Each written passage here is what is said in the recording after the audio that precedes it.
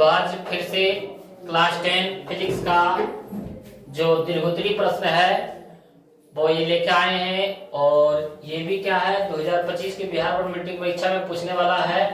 तो आप लोग इस क्वेश्चन को ध्यान से समझिए और अंत तक देखिए। हमारे पास क्वेश्चन है मेरे पास कि प्रतिरोधकों को समांतर क्रम संयोजन क्या है, इसके लिए व्यंजक प्राप्त करें। यानी 1/r बराबर 1/r1 plus 1/r2 plus 1/r3। इसके पहले 4 क्वेश्चन हम लोग सब्जेक्टिव का पढ़ चुके हैं। दीर्घोत्तरी प्रश्न ये आपका फिजिक्स का 5वां क्वेश्चन है। और आइए हम लोग देखते हैं कि हम लोगों का समांतर क्रम संयोजन क्या है। पहला क्वेश्चन है हम लोग के पास, समांतर क्रम संयोजन क्या है। तो ये हम लोग देखते हैं कि ये जो जुटा हुआ है समांतर क्रम में जुटा हुआ है। किस क्रम में जुटा हुआ है? ये जो आपका है समांतर क्रम में, इसको मान लेते हैं R1, ये है R2, ये है R3। तो हम लोग क्या बोलेंगे, हम लोग के पास क्वेश्चन है प्रतिरोधकों का समांतर क्रम संयोजन क्या है। तो हम लोग बोलेंगे कि प्रतिरोधकों का समांतर क्रम संयोजन वह संयोजन है। जो क्वेश्चन है वही आंसर में बोलेंगे कि प्रतिरोधकों का समांतर क्रम संयोजन क्या है। हम लोग क्या बोलेंगे कि प्रतिरोधकों का समांतर क्रम संयोजन वह संयोजन है जिसमें प्रत्येक प्रतिरोधक का, ये R1 R2 R3 क्या है, प्रतिरोधक है। प्रत्येक प्रतिरोधक का पहला छोर एक बिंदु पर, पहला छोर कहाँ है, एक बिंदु पर, और दूसरा छोर दूसरे बिंदु पर इस तरह जुड़ा रहे तो उसी को हम लोग क्या बोलेंगे, समांतर क्रम संयोजन कहते हैं। तो हम लोग आइए लिखते हैं कि समांतर क्रम संयोजन क्या है। तो हम लोग समांतर क्रम संयोजन क्या है तो क्या लिखेंगे, जो क्वेश्चन में है प्रतिरोधकों, क्या बोलेंगे, प्रतिरोधकों का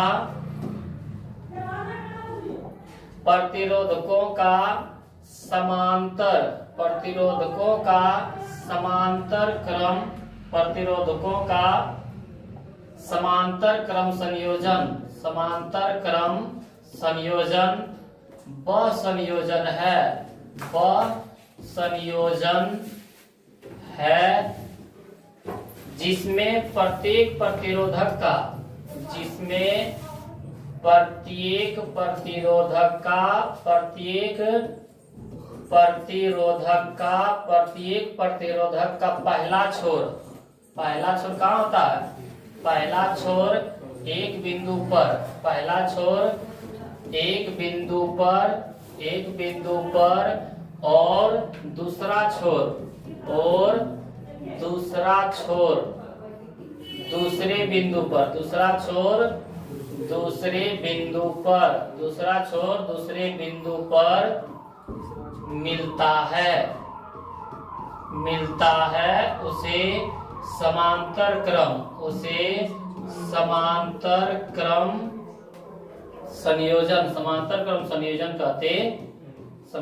क्रम संयोजन, कहते हैं।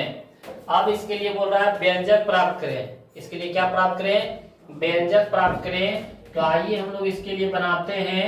ये हमारा है, यहाँ से हम लोग समांतर क्रम वाला ग्राफ पार लेंगे। ये मान लेते हैं हम लोग का R1 है, और उसके बाद हम लोग दूसरा बनाएंगे, ये हमारा कहलाएगा R2, और उसके बाद ये हमारा कहलाएगा R3। ये क्या कहलाएगा, R3। तो यहाँ से हम लोग परिपथ वाला धारा का मान बनाते हैं। ये हो गया मेरा बैटरी, और एक हो गया मेरा कुंजी के, जिसको हम लोग स्विच बोलते हैं। क्या बोलते हैं, स्विच बोलते हैं। यहाँ से उसके बाद ये कुंजी के हो गया, उसके बाद ये धारा इधर से जुट जाएगा। हम लोग यहाँ देखते हैं, इसमें यदि परिपथ में I धारा प्रवाहित करते हैं तो बिंदु A पर जाके कितने भागों में, 3 भागों में, ये हो गया मेरा R1, ये हो गया R2, ये हो गया R3। ये 3 धारा में बदल जाएगा। किसमें बदल जाएगा, तो हम लोग यहाँ से देखेंगे, ये हो गया हमारा I1, ये हो गया मेरा I2, और ये हो गया मेरा I3। 3 भागों में I1, I2, I3 में बदल जाता है। फिर बिंदु B पर जाके, किसमें, बिंदु B पर जाके किसमें बदल जाता है, I धारा में बदल जाता है। किसमें बदल जाता है, I धारा में बदल जाता है, जिनका कुल विभवांतर कितना है, V है। जिसका कुल विभवांतर कितना होता है, V होता है।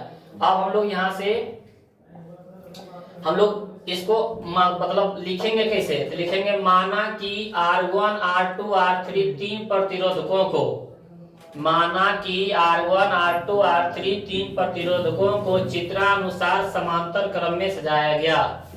माना कि R1 R2 R3 तीन प्रतिरोधकों को चित्रानुसार समांतर क्रम में सजाया गया, जिसमें परिपथ में I धारा प्रवाहित किए। परिपथ में क्या किए, I धारा प्रवाहित किए। तब बिंदु A पर आकर I1 I2 I3 तीन भागों में बट गया। कितने भागों में बट गया, 3 भागों में बट गया। अब पुनः बिंदु B पर जाकर I धारा में बदल गया। पुनः बिंदु B पर जाकर I धारा में बदल गया, और जिसका कुल विभवांतर कितना है, V है, तो ओम के नियम से। आइए हम लोग यहाँ से लिखते हैं। लिखेंगे हम लोग कि माना कि, किसमें लिखेंगे, व्यंजक में। किसमें लिखेंगे, व्यंजक में लिखेंगे माना कि R1 R2 तथा R3 तीन प्रतिरोधकों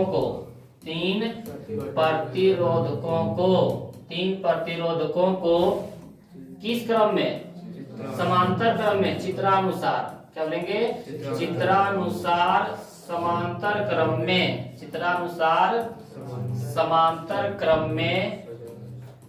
समांतर क्रम में सजाया गया,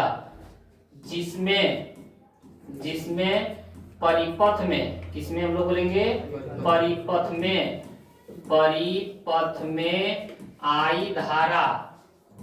धारा प्रवाहित करने पर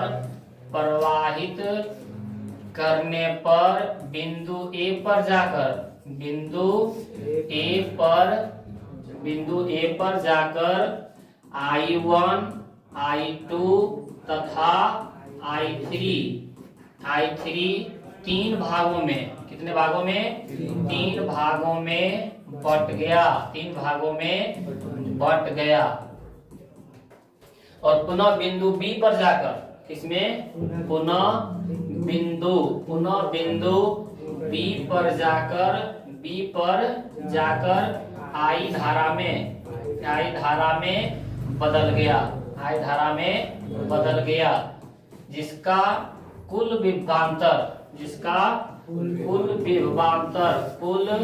विभवांतर भी है, तो ओम के नियम से,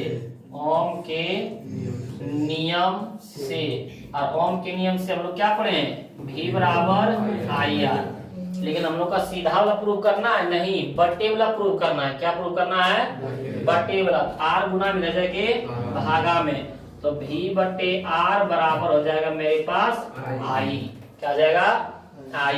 अब हम लोग यहाँ से ध्यान से देखने की कोशिश करेंगे। यदि तो हम लोग के पास I नहीं है, क्या है, I1 है। R नहीं है, क्या है, R1 है। क्या है, R1 है। हम लोग यहाँ से मान लेंगे बारी बारी से I1 बराबर V बटे R1। क्या मानेंगे, V बटे R1। फिर बोलेंगे हम लोग I2 बराबर में V बटे R2। फिर बोलेंगे I3 बराबर में V बटे R3। और तीनों I है, तो कुल धारा कितना हो जाएगा, I। क्या हो जाएगा, और I बराबर हम लोग क्या लिख सकते हैं, I1 plus I2 plus I3। क्योंकि ये जो I धारा जा रहा है, मान लेते हैं इसमें 20 वोल्टेज है, तो ये तीनों में 20 वोल्टेज मिलके बनेगा ना। ऐसा थोड़ी होगा इसमें जाके ज्यादा हो जाएगा। तो ये तीनों मिलके ही I के बराबर है ना। तीनों मिलके, तो ये तीनों को जोड़ दिए, बराबर क्या लिख दिए, I। तो I बराबर हम लोग लिख सकते हैं, I का मान कितना है, V बटे R1 प्लस में यहाँ पे I2 की मान है V बटे R2। कितना है, V बटे R2।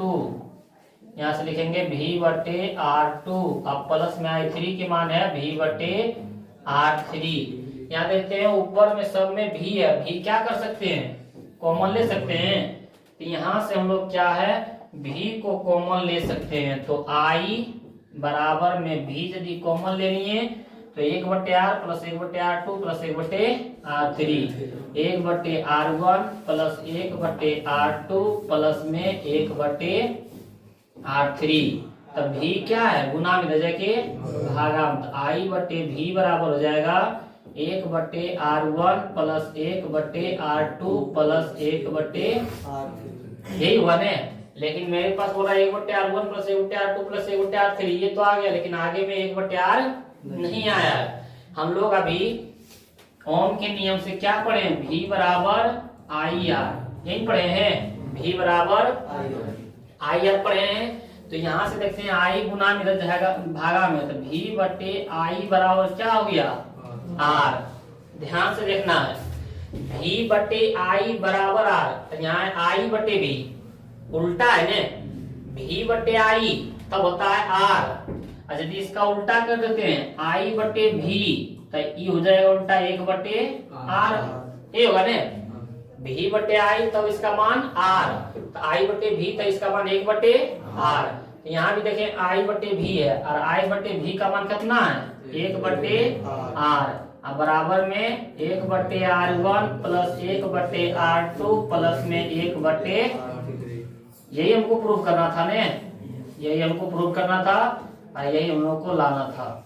ये हमारा हो गया प्रूव्ड। और यहाँ हम लोग चुकी में इस तरह करके लिख देंगे कि I/v किसके बराबर होता है, 1/R के बराबर होता है। सीधा उठो। तो आप लोग क्या है कि इस तरह ये क्वेश्चन को यदि समझ गए होंगे, अच्छी तरह से बना देंगे, तो आप लोगों को 6 नंबर मिलता है। फिजिक्स में कितने नंबर का पूछता है, 6 नंबर के। जितने भी दीर्घवृत्तीय प्रश्न है आपके फिजिक्स में 6 नंबर का पूछा जाता है। और आप लोगों से आशा करते हैं कि अच्छी तरह से आप लोग समझ गए होंगे। इसके पहले 4 को सब्जेक्टिव लॉन्ग वीडियो बता चुके हैं, और ये आपका 5वां वीडियो है, वो सब का भी सारा लिंक डिस्क्रिप्शन बॉक्स में दिया जाएगा। और सारा क्या आप लोग जाके देखें, जो भी एग्जाम देने वाले हैं, ये आपके 2025 के मैट्रिक का जो एग्जाम होने वाला है। मिलते हैं फिर अगले वीडियो में।